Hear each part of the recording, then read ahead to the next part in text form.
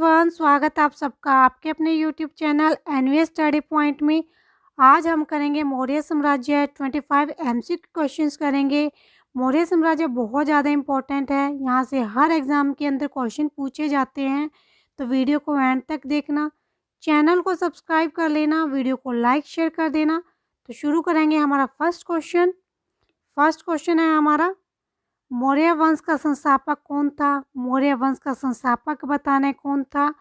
मौर्य वंश की स्थापना की थी चंद्रगुप्त मौर्य ने। ऑप्शन सी इसका राइट आंसर हो जाएगा, चंद्रगुप्त मौर्य।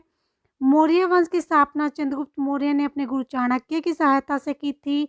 धन वंश के अंतिम शासक धनानंद को पराजित करके ये 25 वर्ष की आयु में मगध के सिंहासन पर आसीन हुए थे। कौन? चंद्रगुप्त मौर्य। और मौर्य साम्राज्य की स्थापना की थी इसने। चंद्रगुप्त मौर्य के दरबार में सेल्यूकस ने किसे राजदूत के रूप में भेजा? सेल्यूकस ने किसको भेजा था चंद्रगुप्त मौर्य के दरबार में राजदूत के रूप में? सेल्यूकस ने भेजा था चंद्रगुप्त मौर्य के दरबार में मैक्सनिस को एक राजदूत के रूप में। तो ऑप्शन डी इसका राइट आंसर हो जाएगा, मैक्सनिस।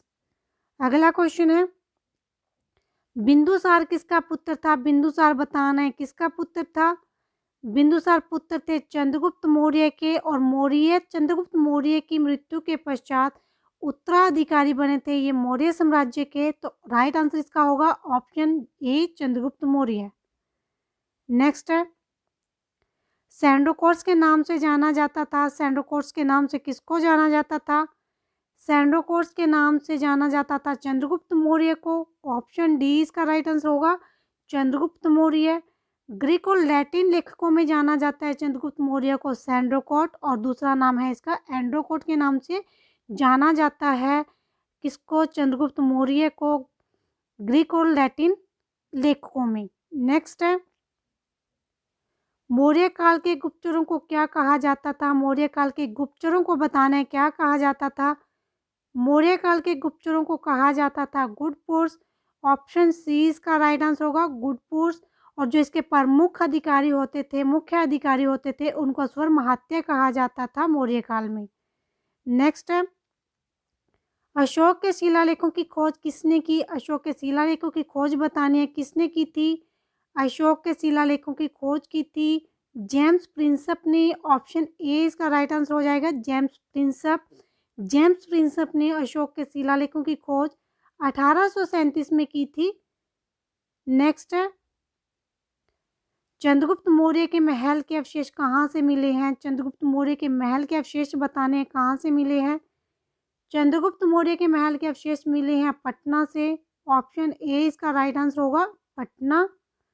अगला क्वेश्चन है, मौर्य काल में विष्टि था। विष्टि बताना है मौर्य काल के अंदर क्या था। विष्टि एक निःशुल्क श्रम था मौर्य काल में। ऑप्शन डी इसका राइट आंसर हो जाएगा, निःशुल्क श्रम। अगला क्वेश्चन है, इंडिका किसकी रचना थी? इंडिका बतानी है किसकी रचना थी। इंडिका रचना थी मैक्सनिस की। मैक्सनिस ने इंडिका के अंदर मौर्यकालीन भारत का पूरा वर्णन किया था। तो राइट आंसर इसका हो जाएगा ऑप्शन ए, मैक्सनिस। अगला क्वेश्चन है, अशोक के शिलालेख किस लिपि में लिखे गए हैं? अशोक के शिलालेख बताने हैं किस लिपि के अंदर लिखे गए हैं। क्रोस्टी, ब्राही, ग्रीक, अरमाइक, इन तीनों में ही लिखे गए हैं अशोक के शिलालेख। तो राइट आंसर इसका हो जाएगा ऑप्शन डी, उपरोक्त सभी। अगला क्वेश्चन है, अशोक ने कलिंग पर आक्रमण किया। अशोक ने कलिंग पर आक्रमण कब किया था? अशोक ने कलिंग पर आक्रमण किया था 261 ईसा पूर्व। ऑप्शन बी इसका राइट आंसर होगा, 261 ईसा पूर्व। अशोक की कलिंग युद्ध में विजय हुई थी, और जब अशोक थे कलिंग युद्ध को देख के, उसके जो नरसंहार था उसको देख के ये विचलित हो गए थे। विचलित होने के बाद इन्होंने अस्त्र शस्त्र त्यागने की घोषणा कर दी थी, और बौद्ध धर्म को अपना लिया था कलिंग युद्ध के बाद। किसने? अशोक ने। नेक्स्ट है, चंद्रगुप्त मौर्य का प्रधानमंत्री था। चंद्रगुप्त मौर्य का प्रधानमंत्री बताना है कौन था। चंद्रगुप्त मौर्य के प्रधानमंत्री थे विष्णुगुप्त। ऑप्शन ए इसका राइट आंसर हो जाएगा, विष्णुगुप्त। अगला क्वेश्चन है, यूनानी लेखक बिंदुसार को क्या कहते थे? यूनानी लेखक बताना है कि बिंदुसार को क्या कहते थे। अभित्रोचेस्ट कहते थे यूनानी लेखक बिंदुसार को। ऑप्शन सी इसका राइट आंसर होगा, अभित्रोचेस्ट। बिंदुसार को सिंहसेन भी कहा जाता था और मदस्सर भी कहा जाता था। सिंहसेन कहा जाता था वायु पुराण में और मदस्सर कहा जाता था इसको जैन ग्रंथों में। नेक्स्ट है, राज्याभिषेक से पहले अशोक क्या था? राज्याभिषेक से पहले बताना है अशोक क्या थे। राज्याभिषेक से पहले अशोक उज्जैन का राज्यपाल था, तो ऑप्शन सी इसका राइट आंसर होगा, उज्जैन का राज्यपाल। अन्य शासक सेल्यूकस निकेटर ने कौन से प्रांत चंद्रगुप्त मौर्य को सौंपे? सेल्यूकस निकेटर ने चंद्रगुप्त मौर्य को कौन से वो प्रांत थे जो सौंपे थे? पूर्वी और पश्चिमी प्रांत सौंपे थे सेल्यूकस निकेटर ने चंद्रगुप्त मौर्य को, तो राइट आंसर इसका हो जाएगा ऑप्शन सी, पूर्वी और पश्चिमी प्रांत। सेल्यूकस निकेटर और चंद्रगुप्त मौर्य के बीच में युद्ध हुआ था। युद्ध काफ़ी लंबा चला, जिसके कारण सेल्यूकस निकेटर और चंद्रगुप्त मौर्य को संधि करनी पड़ी थी। सेल्यूकस निकेटर ने पूर्वी और पश्चिमी प्रांत, जिसमें पूर्वी अफगानिस्तान, बलूचिस्तान, सिंधु नदी और पश्चिमी का क्षेत्र चंद्रगुप्त मौर्य को सौंपे थे। बदले में 500 हाथी लिए थे चंद्रगुप्त मौर्य से और अपनी पुत्री की शादी करवाई थी सेल्यूकस निकेटर ने चंद्रगुप्त मौर्य के साथ। नेक्स्ट है, अशोक ने अपनी प्रजा के नैतिक उत्थान हेतु जिन आचार विचारों को प्रस्तुत किया था उसे उसके अभिलेखों में कहा गया है। क्या कहा गया है उसके अभिलेखों में? दम कहा गया है उसके अभिलेखों में, तो ऑप्शन सी इसका राइट आंसर होगा, दम। नेक्स्ट है, किसे भारत का मैकियावली कहा जाता है? किसको कहा जाता है भारत का मैकियावली? बताना है। कौटिल्य को कहा गया है भारत का मैकियावली, तो राइट आंसर इसका होगा option D, Kautilya. Next question है, अभिलेख में अशोक को किस नाम से संबोधित किया गया है? अभिलेखों में बताना है कि अशोक को किस नाम से संबोधित किया गया है।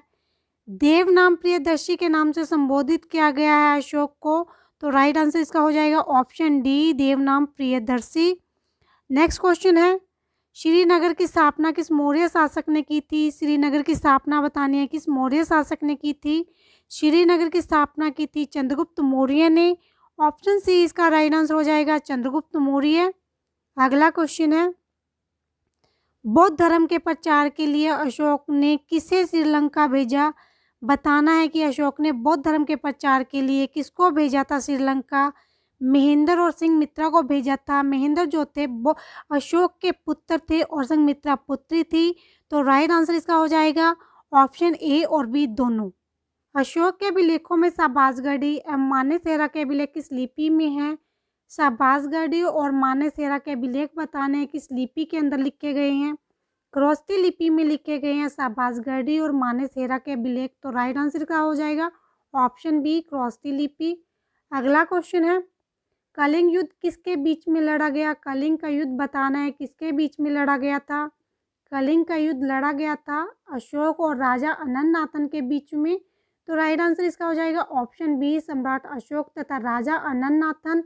जो सम्राट अशोक थे वो विजयी रहे थे इस कलिंग युद्ध में, लेकिन जो इसका नरसंहार था कलिंग युद्ध का उसको देख के अशोक विचलित हो गए थे और अस्त्र शस्त्रों का त्याग कर दिया था और बौद्ध धर्म को अपनाया था किसके बाद? कलिंग युद्ध के बाद अशोक ने। नेक्स्ट है, अशोक ने अपने शासनकाल के किस वर्ष में बोध गया की यात्रा की? अशोक ने बोध गया की यात्रा की थी और वो किस वर्ष में की थी? 10वें वर्ष में की थी सबसे पहले बोध गया की यात्रा अशोक ने, तो राइट आंसर इसका हो जाएगा 10वें वर्ष में। और 20वें वर्ष में की थी इसने यात्रा लुबनी की। जब ये लुबनी की यात्रा पे गए थे तो वहाँ पे लुबनी को इन्होंने, जो लुबनी ग्राम था उनको क्या किया था? करमुक्त कर दिया था अशोक ने। नेक्स्ट है, किस मौर्य शासक ने सर्वप्रथम अखिल भारतीय साम्राज्य की स्थापना की? अखिल भारतीय साम्राज्य की स्थापना बतानी है किस मौर्य शासक ने की थी? चंद्रगुप्त मौर्य ने की थी अखिल भारतीय साम्राज्य की स्थापना, तो राइट आंसर इसका हो जाएगा ऑप्शन बी, चंद्रगुप्त मौर्य। अगला क्वेश्चन है, मौर्य साम्राज्य का अंतिम शासक कौन था? मौर्य साम्राज्य का अंतिम शासक बताना है कौन था? विदर्भ थे मौर्य साम्राज्य के अंतिम शासक, तो ऑप्शन डी इसका राइट आंसर होगा, विदर्भ। तो ये थे आज के हमारे 25 MCQ क्वेश्चंस। वीडियो पसंद आई तो शेयर, लाइक और सब्सक्राइब करना मत भूलना। चैनल को सब्सक्राइब जरूर कर लेना।